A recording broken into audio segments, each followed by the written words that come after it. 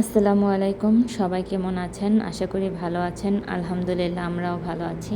এখানে আমি চাপটি বানাতে গিয়েছিলাম।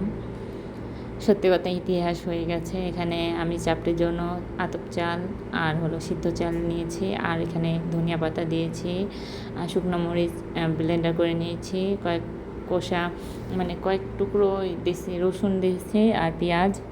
আর এটাকে সুন্দরভাবে ব্লেন্ডার করে নিয়ে মিশিয়ে নিয়ে লবণ দিয়ে তো ভাজতে গিয়েছিলাম।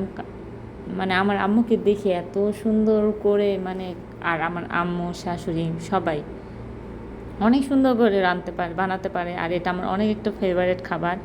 কিন্তু কেন জানি আমারটা হলো না, হয় নাই। আর হয়েছে পাতলা হয়ে গেছে নাকি মোটা হয়েছে বুঝি না, কিন্তু ভাইঙ্গা টুকরো টুকরো হয়ে গেছে। কিন্তু খেতে মজা হয়েছিল অনেক। ইনশাল্লাহ নেক্সট টাইম ট্রাই করব। আর এখানে আমি ডাল দিয়েছিলাম, 2 পদের ডাল দিয়েছিলাম, মনে হয় সে কারণে হয় নাই। আর আরেকবার বানালে ডাল ছাড়া বানাবো, শুধু চাল দিয়ে বানাবো। সো আপনাদের চাপটি আপনাদের এলাকায় আপনারা এটাকে কী বলেন অবশ্যই কমেন্ট বক্সে জানাবেন। আর আমার তো খুবই ফেভারিট। দেখেন টুকরা হয়ে গেছে, আমার মনটা ভেঙে গেছে, কি আর করার।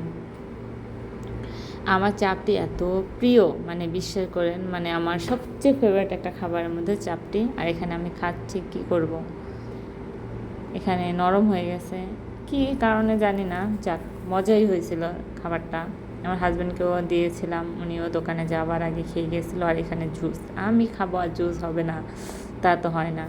এখানে জুসটা নিয়ে নিয়েছি, আর এখানে চাপটি সুন্দর করে আরামসে বসে বসে চাপটি খাচ্ছি আর টিভি দেখতেছি।